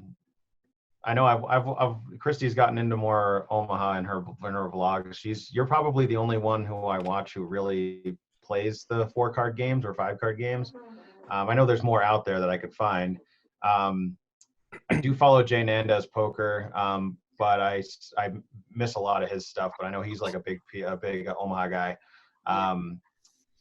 and yeah, it's cool to learn new games and learn new ways to hopefully be profitable at a poker table. That's why we play primarily, right? Is to try to make as much money as possible. I mean, the social part's great, but it's not as great if you walk away losing 3 buy-ins as opposed to, of course, having a winning session. And it's great to be able to have the choice, if you are in a poker room where they have multiple games going, there's Hold'em, there's Omaha, there's Omaha Hi. Like, how great is it to be able to choose based on, what you're seeing in the different games, which game is going to be most profitable for you that day. Like, that's such an advantage too. Yeah. Well, and it's never been one of those things for me personally where, like, I've had my head in the sand, like, nope, I'm only going to play Hold'em and I'm going to get as good at that as possible and never think about playing any other games. Like, I know that there are a lot of Hold'em players who are like that, I'm sure. Yeah, a lot of those. And, that was me to a degree for a while because I wasn't, I was still learning the game in large part to, especially in playing live. I didn't start doing more of that until, I did a lot more of it when I moved to Reno 4 years ago because it was just so readily available everywhere. But, yeah, it's as I've gotten better, I think I'm at a level at Hold'em now where, I still study and I still watch videos and still take on new concepts and everything. But, I think I'm at the point where, like, okay, what else can I learn? Like, what other games are, I know what other games are out there, but, like, what other games are out there, right, that can possibly help improve win rate, or, like Christy said, just give me more choice. So I can look at a room and be like, okay, that table, I know those guys and they're really weak. So I'm going to play at that table at that game. And it might be, Omaha Hi Low that day. Yeah. Or it might be a, 1-3 no limit, or it might be, a Omaha High, something like that. Right. But it's nice to be able to have that versatility. Well, I've called Big O the game of the future for the last few years now. And it's like, the action is unparalleled, and you hear this when you make the the transition from Hold'em to PLO. You hear the same thing. It's like, oh, the action is just, oh my God, so much action. When you relate it to Hold'em, sure, because there's more cards. The more factors, the more cards, the more the more action you're going to get. But it's also the more complicated that it gets. So how often, if you have 100 big blind cap or even a 500 big blind cap in a Big O game, your first 2 hours, 3 people are all in every single hand. It's insane. And PLO is the exact same way. But then the action is unparalleled. And I think that eventually people are moving more and more towards games with more action because the players that poker is built around, that's what they crave. They don't really care the method. They don't care if it's Hold'em or if it's gin. They just want all the action, and PLO and Big O provide that. So, I don't just as I feel that Limit Hold'em is probably on the way out in our, society of poker, Hold'em probably eventually will be on the way out eventually. I mean, Europe's already going that route. So you're very hard to find a Hold'em game in Europe. It's all PLO or 5-card PLO or BigO. It's like eventually people need the action. Tournament Hold'em will always be a thing. Always. Yeah.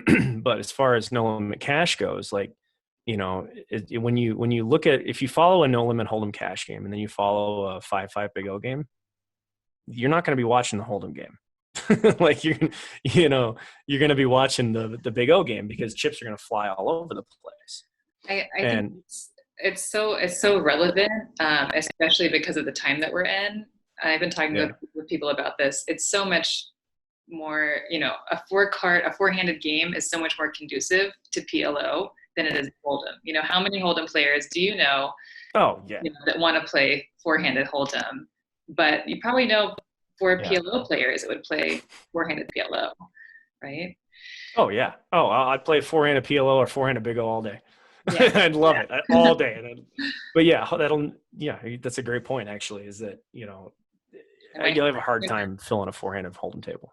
Christy, really once we get back to normal here, I just looked. I normally play at the Atlantis here in Reno, but they do a PLO/BigO on Fridays. So next time you're in Reno for the weekend and you want to get some Omaha in, come on down to the Atlantis and we'll play some PLO and some BigO and see how it goes.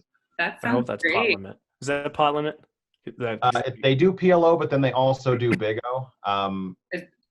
That's all it says on Bravo. Oh, I know that I used to coach somebody who played a fixed limit game like that in Reno. There's the Peppermill. I've played limit Omaha Hi-Low and spread limit stud Hi-Low. So limits. I love Reno that Reno is willing. It seems like the casinos are willing to spread the game if there's enough interest, and like I think Reno is great for supporting mixed games. So I'm happy, Jarrad, that you're in Reno. I can come say, hey, we can go check out these games at the Atlantis and the Peppermill. Yeah, for sure. And, next, we didn't start talking a little more through, the Facebook and Instagram and stuff until after all this pandemic stuff. But next time you're in town for Run It Up and stuff like that, like I always look for the people that I personalities out there that I interact with. So it's really, and you're just, you have a vlog, but you're part of the poker community too. So it's great to keep making those connections. Thanks. Yeah. Hopefully we will have Run It Up Reno in October. I was totally going to go in April, but obviously that didn't happen. So yeah, hopefully October, please. Because there's a few things that I'm a broken record about. If you watched my vlogs, it's journaling and goal setting. So I don't know, would you guys feel comfortable sharing like a couple goals or things that you are trying to accomplish in the near future? As hard as the future is to imagine right now. I would like to play live poker again. Yeah, that's goal number one right there. Yeah, I would really, really like to play live again sometime ever. I saw you're on Twitter like multi-tabling on your tablets. That was. Oh, yeah, I'm kind of a sicko. Yeah, I played 12. I played 12 BigO and Big Easy at 6-card Omaha Hi-Low at a time. Oh my gosh. And it's I get a lot of data. Like I said, I'm 180,000 hands deep. Just in a lockdown, it's only been 7 weeks for me. It's like, it's a lot, but, a lot of it, like we were saying with the, how easy things get, a lot of it's on autopilot, but, it's 5 and 6 cards and yeah, it gets a little chaotic, but, you're playing 600 hands an hour. So it's, when you're playing 600 hands an hour of Hi-Low, you learn some stuff pretty quick. But, yeah, it's, I don't know, goals as far as, I just continue to grind things online. I've been playing on Poker Bros pretty regularly and just trying to consistent things. But, once I just looking forward to how we're going to get back into live poker. That's really the first step, is how is live poker going to come back? Is it going to come back? And if it does, are we going to lose half of our player pool because everybody's broke? It's like a lot of poker players, keep in mind, either are using a, some like their disposable income from whatever job they have, or B, yeah, it's a generally speaking, a relatively small portion of their like overall net worth that they're like, that's their poker money, or they have money from wherever. But if we get tanked into some massive depression, like a lot of that's going to go away. I mean, how many restaurant owners do you guys play cards with? A lot, probably, restaurant owners, nail techs, I mean, you name it, all the things that people that play cards, most of poker is recreational players. So I'm worried that a lot of those rec players won't be coming back when we do open. So what will that do to the game? I mean, now the break-even players are going to be big losers. Now the small winners, even the pros that are small winners, are going to be losers.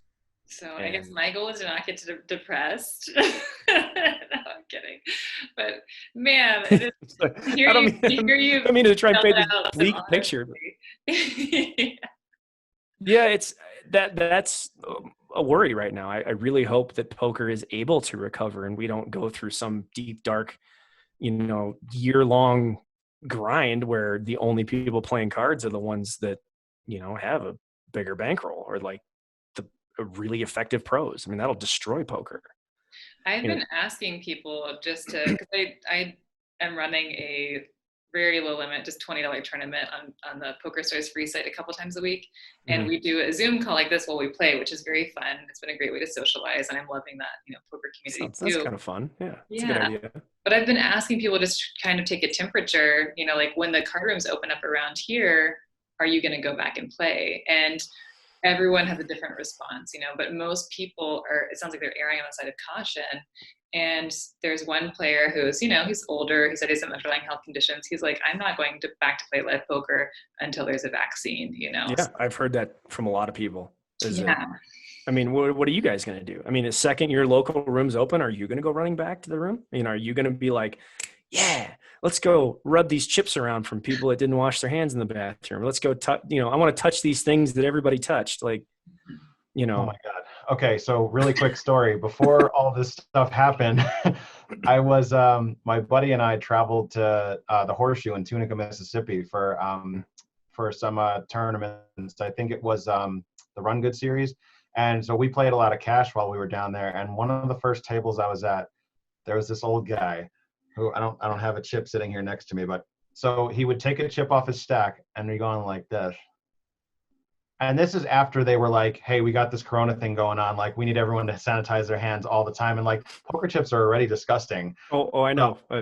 I got a story about that when you're done. There's a guy just like rubbing on below his lip. I'm like, please don't please don't put that chip in the pot. Like, please just put it to the side and. So I come from a family of microbiologists. Both my parents have microbiology degrees. Only my mom practices. She works at a micro lab in a hospital here in Denver. But so about 10 years ago, I got the bright idea to culture a poker chip. Oh boy. So I scraped off those dirt clumps, and I cultured them. And my mom's response was, no wonder you're never sick. Because she found you're exposed to so many germs already. Yes, and what she found was more or less surprising that she found it. There was staph, which is not surprising. Staph's on everything. So there was staph present. There was influenza present. There was strep present, which I'm like, oh man, that's highly contagious. And the one that really got me was there was salmonella present, because salmonella only lives outside of food for like 48 hours and it dies. So that means that in the 24 hours it took me to get that chip to the lab, it was only like somebody was eating something bad at that table when I took it. Right then. Yeah, like right then. And it was like, oh no. Like, and all this was in the poker chip. And the Petri dish grew like a softball of just gunk. Oh, it was so bad. I was like, oh man, I should be a germaphobe. But so there's a lot of germs in these cases over here, huh? Not anymore. That's a germ graveyard now. They've been sitting there. Yeah, but they've been sitting there for a while. Yeah, it doesn't live forever. But yeah, I know what you mean. It's just, and it takes something like this for us all to care. It's like, if we get influenza, we're all exposed to everything every day. We walk into a poker room, so we develop a natural immunity. That's how immune systems work. Speak for yourself, Greg. I care a whole lot, and I've called people out picking their nose in front of me. Like, what the hell are you doing? Oh yeah, Stop picking your nose. Go wash your hands. But there's some lines. There are lines, granted, but like I'm still gonna, I was never the guy to like carry hand sanitizer around or like just scrub everything every 10 minutes. I was never that guy. But I'm also not the guy putting chips in my mouth either, or with a finger in the back of my brain. I was never that guy. But the people that just like, it still bothered me when somebody went, and then grabbed a stack of chips. Yeah, that bothers everybody. But like now, it's like, now that this pandemic's a thing, it's like how much more aware we are. And hopefully that makes poker a little bit cleaner. Just hopefully. I mean, and then you have the people who have food delivered to them at the table and they go and grab a sandwich and take a bite and then start grabbing all over their chips. I mean, it bothered me before, but I can't imagine how I'm going to feel when somebody motorboats a table of hot wings, and just like that, and then like, and it just gets in there. I'm like, and we're all infected now. Thanks, Dick. Like, it's like, but before it was gross. Now it's like an actual hazard. And I hope that this, I hope that this whole thing at least makes poker a little bit cleaner. There's still plenty of people who I want to attach a bucket of sanitizer to my shower head after I play with, but it's just like, I hope that that's a positive change from this whole thing. I mean, have you guys seen those like plastic setups that they're testing out? That I like saw a few of like the little concept images and stuff. I think playing at a table where everyone's divided by plastic dividers would be a nightmare. I don't know. I mean, a sneeze guard's okay. I mean, I know every female in poker wouldn't mind a creeper shield. Yeah. It's like, I mean, how many times, Christy, I'm sure you know this, like when you go play, how many guys rub up, are like way too close where they're in the 6.5 seat, or like are always in your space. I mean, that would be a positive, but like, I mean, how can you manage chip stacks? Like, when you have to reach under like a bank teller. I mean, I wouldn't mind the creeper and the sneezer shields, but I mean, my goodness. I mean, I don't think it looks practical at all. Yeah, I don't think it looks practical either. It doesn't. I think it'll be way more practical to start, when you go to sit at the table, like give you a pair of gloves and a face mask or something. Like that would be more practical than putting dividers up, I think. Oh yeah. And I feel like the biggest asshole in the world now when I the one time like you see that at the World Series and you're like, dude, come on, this isn't Beijing, or like, you don't need a mask and gloves, you weirdo. And now it's like, yeah, he's just ahead of his time. Yeah, like, so I don't know if they've confirmed it yet, but they're talking about doing the World Series like later in the year, like October, November, something like that. Like that's going to be nothing but face masks and gloves and stuff. It's going to be crazy. I mean, I'm not going no matter what, but like how can you? I don't know. I mean, I would not be surprised if they just didn't play it this year. I mean, how can you legitimately say that I'm going to keep 10,000 people under one roof sharing the same air safe? I mean, the risk is just as astronomical. Even if every player has masks and gloves, every single player, that's not going to stop somebody from coughing or sneezing or yelling and then doing this. And then that person's infected now. It's like you can't. It's not like the World Series of Poker is a room with 5 tables per room. I mean, you guys have been there. There's 400 tables in each room. It's 5 tables in a 10-foot. Yeah, it's like the guy behind you when he leans back like this hits you in the back of the head. Like it's. So I don't know how you can legitimately run without getting the shit suit out of you. Because like if you run the World Series, if 10,000 people walk into one room, somebody's infected. Well, I mean, they would waiver the hell out of everyone. Oh, you'd have. I mean, even before you even walk into the Rio, they're like, sign this waiver. If you get the big line, sign your life away, right? They already do that at the buy-in cage, by the way. Here's your antitrust thing. We can use your image. To hell with you. We're not paying you shit. They already do that, but like, you maybe big ass waiver, but I'm not going. I don't know about you guys. I bet if there's any chance that they can't run it and they relatively safe, or even just like for PR safe type of way, that they will, because man, how much money have they missed out on by not having it now? They're going to be trying to recoup as much money as possible. Oh, the revenue's hundreds of millions. I mean, they publish at the end of the series. I don't remember where I saw this, but how much they took in rake. It's published. It's hundreds of millions of dollars, like, in buy-ins and rakes and revenue, and not all. Keep in mind, the Rio loses money 10 months out of the year. They make it all up during the World Series. All of our degenerate asses that go down to the, the pits and the restaurants and the hotel and the mini bars that gets rated by all the internet players.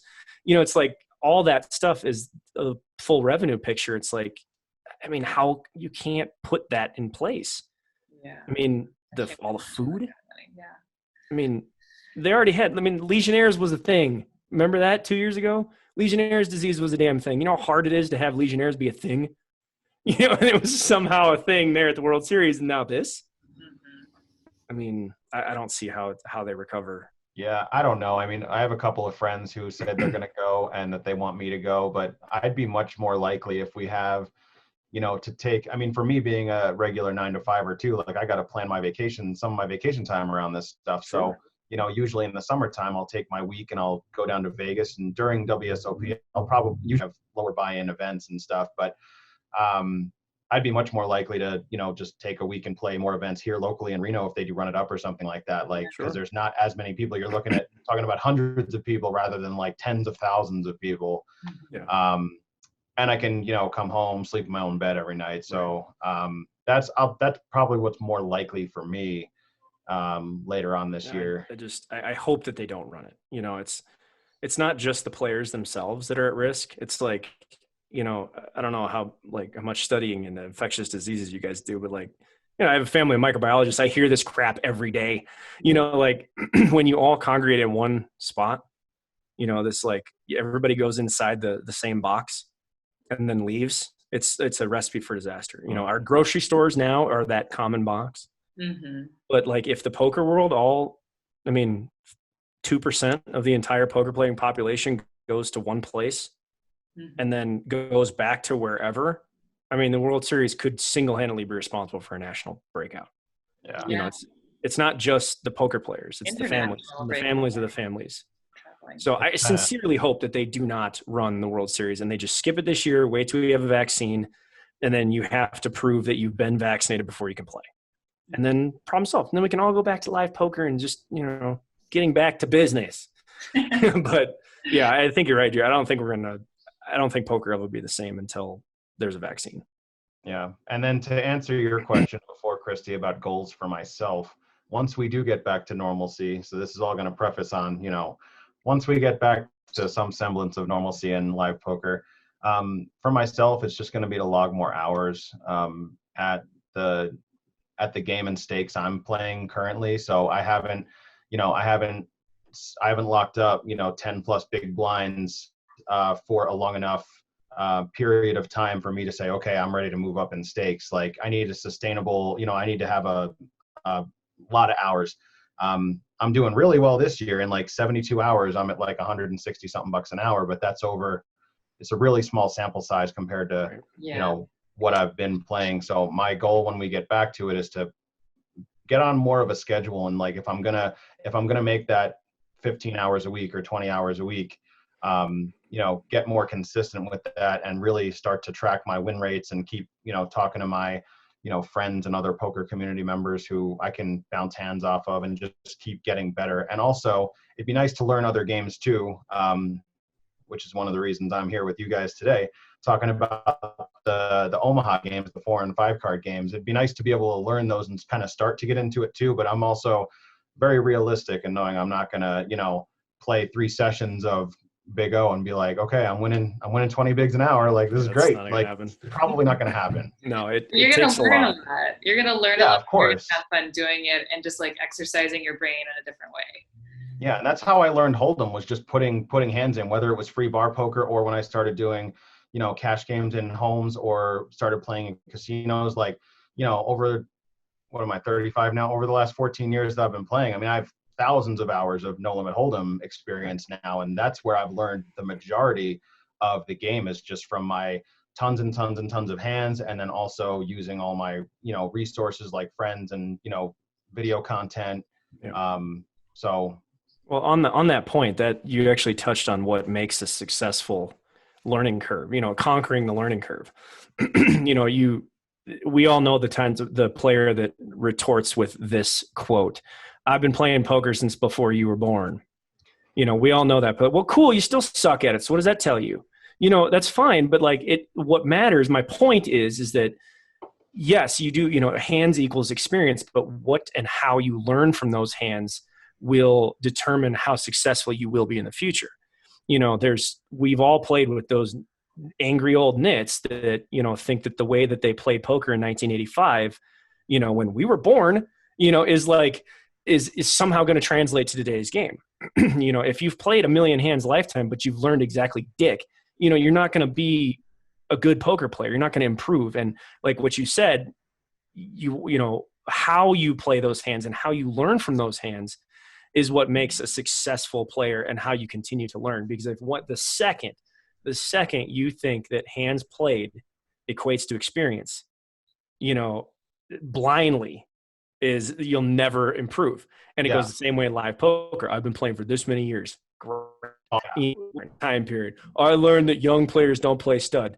Okay. It's, whatever, but it's how you learn from those. And if you take, just because I play 4,000 hands a day online, which is stupid. Yeah. It's a lot of poker. And just because I do that does not mean I learn anything from it. It does not. If I play and I play 4,000 or 5,000 hands a day and I sign off and I brain dump everything and I'm like, I won, bleh, and I just go to bed, like that doesn't help us. Like we don't, when I sit down and I add up all my stuff at the end of the day, and this is me turning into an online player, which I would never, I'm not an online player. I want to see people, and, thinking about what did I learn? How did I win? Why did I win? How many small, you can't see it here, but I have Post-it notes everywhere with notes and like, remember this hand, learn this hand, this incident. I got to make a video out of this incident to learn the lesson. This concept relates to this, the reason this failed is a fundamental disregard of a concept that I even published and I'd still forgot it, stuff like that. It's how you learn from your experience, how you digest your experience will make the difference between, the rec player that's just having a good time and the rec player that's turned into a semi-professional, because they play a professional game with a day job, which is cool. I envy that. This is why I don't shut up about journaling on my channel. And I think a lot of people won't improve because they don't care about improving.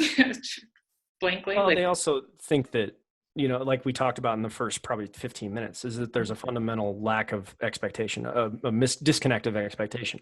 Yeah. But it's funny you bring up the journaling, because that was the one thing that got me over when I was 18. Mm-hmm. That was the one thing that got me past that point, that aha moment that here's how, because I was like, I couldn't understand why I was losing. And we're talking like, I'm playing $20 tournaments as an 18-year-old. I think I'm really cool. Right. I think that $300 wad of 20s I won that one time was like, I'm the best, or whatever. We've all been there, but like, how you learn from it. And that's what got it from me when I was real young. I started journaling, and I'd actually write out a narrative. This is what I thought. Like I was talking to a coach or talking to somebody. This is why I did. This is how I felt. And then I go back and read it and I'm like, wow, I read that and I'm like, God, I'm dumb. Wow. And you're like, now I see the mistake. Like I did this and oh man, I already know I was going to lose this hand. And I'm like, well, that's why. It's a mistake that got made. And I wouldn't have known that if I hadn't journaled. So I'm glad that you do that. But, and the people that are listening, if you're a beginning poker player, just starting to play, whether it's Holdem or PLO, whatever it is, keep a journal. Keep records. If you cannot win at poker if you don't keep records, and a journal as well helps, especially in the beginning part. Your records will be your journal eventually. I can attest to that as well, because it was the middle part of 2018 when I really started putting more hours in with live and with tournaments, and I made a I don't remember if it was because of a certain vlog I watched where it was just note taking or something like that. But I started making notes of the key hands in any session that I played. And usually, if I'm playing, 2 to 4 hours is usually, maybe 5 or 6 on a long day. That's usually the time period I play. I might extract maybe, I don't know, 2 to 5 hands from that session that I think were like, okay, I want to look at this one later. Yeah. And I've kind of started to do kind of the same thing where I note what I did and what the situation was, but also here's why I made this decision. Here's what I was thinking at the time about the player or about, something I saw or something like that. And that helps me when I'm talking to my friends afterwards about it. Like, okay, here's where I was at the time. And I don't have the numbers to back this up, but I'm pretty sure if you looked at my overall, life graph of playing poker, you'd see a little bit of an uptick in that once I started doing that. So I think there's a lot of value in that for sure. And that was me after having played for, 12 something years and, getting those hands, but also trying to, acknowledge that I wasn't the best player and like, what can I learn from all these hands? But that's just another thing. So I would agree too, if you're just starting out to play poker, start note taking early and often, because that'll be a huge impact on your development. Notes and records, and listen to people that are more experienced, and when you do, take responsibility for your own actions. When you lost because you put money in the pot and you lost, find a reason why it was your fault. When you can't find a reason, look twice and then look again, and then find out how you got in that situation. Did you play a hand you weren't supposed to? Did you peel lightly on the flop and then picked up a really weird spot and then didn't know what to do and then had to guess on the river? Well, trace it back. Where's the problem? Not that you got unlucky, that you put yourself in an odd spot. On that note, it's great advice, especially for beginning players. Take records, keep records, take journals, write things out, and then read it later and ask yourself, if somebody else was saying this to me, would I think this is good advice or bad advice? Yeah. And also to that, I would also say it's helped me in my experience. I'm sure a lot of other people who do this kind of stuff and do a lot of coaching and stuff will agree that when you have a hand to go over, talk about it with people who are better than you.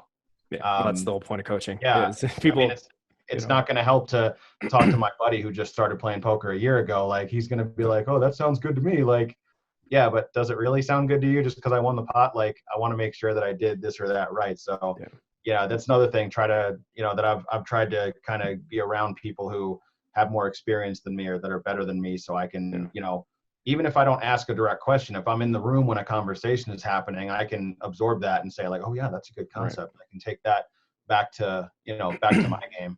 Well, and another one thing to add on that is I've noticed this. Actually, this is in my initial email when somebody contacts me for coaching, is that professionals seek advice, recreationals and losers seek validation.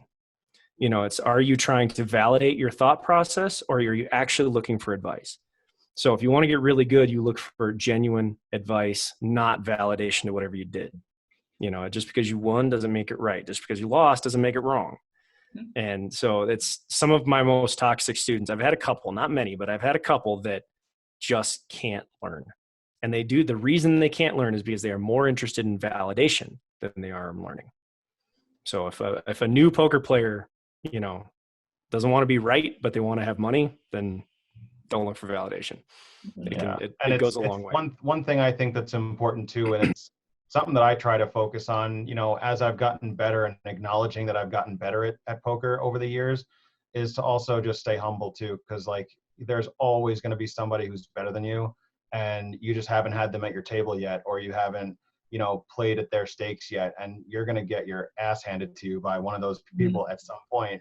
And that's going to bring you back down to earth. So if you keep yourself down there, then that'll make those, those encounters a little more bearable, and you'll be able to learn more from them as well. Well, and that happens more in more complicated games. Like in Holdem, it's very easy to brush off something, that you don't understand as experience as obtuse or as as lucky or dumb or whatever. How many times anybody of any playing ability has had this happen when you do something that's standard to you, but your opponent doesn't understand why or what you did. They immediately brush it off as, oh, you suck, you're dumb, you're such a donkey, you're so stupid. But like, in BigO and mostly BigO really, split pot games, that happens a lot, where and I know this sounds slightly arrogant, but it is what it is. You outclass the shit out of people sometimes, and there's no other answer other than that. You were just simply outmatched and outclassed. There's no way to point to luck. You just can't do it. And it's like, and then even players at the table will point that out and be like, dude, you put it in, you couldn't even win half the pot. What's the matter with you? Like, you just had naked net low. What'd you expect? Whereas in Holdem, that doesn't actually get shown a lot. So it's, I actually, when I see a hand and somebody played I don't really go like, I'm not the super, like the nice hand every hand guy. Somebody that did something that I'm like, what the, oh wow, that was good. Like, oh my God, that was a good one. It's understanding why and how it happened, why they were thinking, and then you better understand them for later. But a lot of, back on your original point, Jarrad, is that a lot of Hold'em players they're not used to that. They're used to brushing off bad results as variance, like you said, Christy, or like they're used to brushing it off as unlucky or whatever. But all the things that Hold'em players want, I want a skillful game. I want the actual results I want my skill to represent my results. You're not going to get that in Hold'em. It just doesn't, you play thousands of hours before you get that. Big O, you see that every day.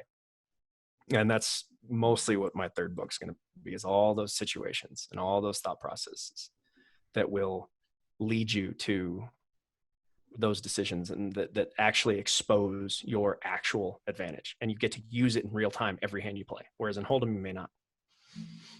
A lot of times it's just cards get on the back and you make one decision and then whatever happens, happens, where you have a lot more control in Big O than you do in other games. Well, I really miss live poker and talking to you guys. It makes me miss live poker even more. But I will tell you that a goal of mine, very short term, is to just order your books, Greg, because even though I don't play PLO8 right now and I don't play Big O right now, I would love to learn more and just have the option of playing those games. And it'll be a really fun addition to what I've already learned with Limit Omaha Hi Low. Right. And my goal for a while now, it's going to continue to be my goal, is to, just move on up in the mixed games. I really want to be a competent winning player in a variety of mixed games, because I don't know, I just have this vision of how fun it would be to, in a future World Series of Poker, be final tabling like a horse or an 8-game mix, or one of those really fun mixed games that they have going on now with PLO and PLO8 and Stud 8, those kinds of things. Right. So that's what I'm working towards.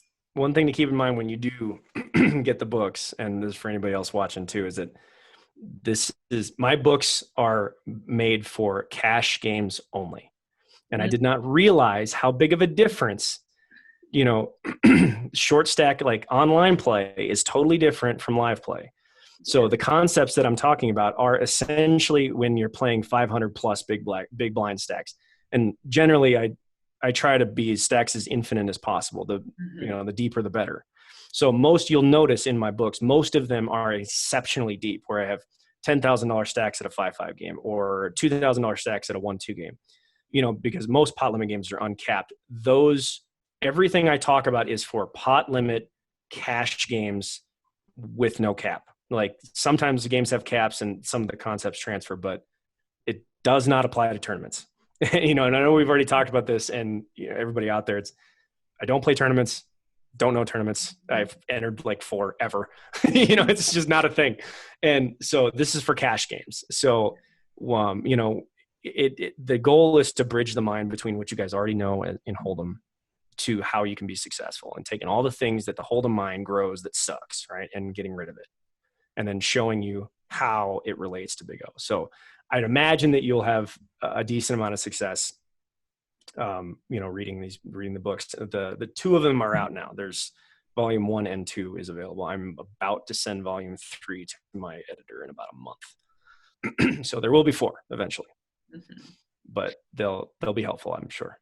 And I do think that if I'm going to find a silver lining to having to be sheltered in place right now, not being able to play live poker, I'm hoping that more people will get out there and try at the micro stakes playing online, because as you said, Greg, that's a great way to learn. And I mean, for example, me, I'm having my like little baby $20 tournaments with friends, and I'm really enjoying too getting to expose people that I know that play only in Element Hold'em to some of the games in 8-game mix, right? They're like, what deuce to 7? Like, what is this? What is the low? And I don't know deuce to 7 very well either, so I'm also learning that one. But yeah, that's a good way to learn. Yeah, can we take this time to just do more learning, because I don't want to light my bankroll on fire playing online when I'm a dog playing online. Yeah, no, and that's a good point. It's, we can choose as poker players. I mean, pros obviously have a different than people who, have a job or like an essential worker that's still working, or, we, in a time like this, we should be stockpiling experience. That's the only thing that we can do if we can't play live, is to stockpile experience. And sometimes that means playing online. Sometimes that means reading books. That means getting better, sharing things, talking, and you're either getting better or you're not. So like the elite professionals out there are taking this time, while we're all locked down, to get better. Like you said, read books and learn new things, so that when we're done, you come out with more experience and everybody else is rusty. Yeah. And that's a big part of the reason why I've been with the online thing, is playing so many hands, is that somebody made a comment about that online. So you're a psycho. Like, this is insane. You're playing this, how many hands a week? I'm like, 25,000 roughly.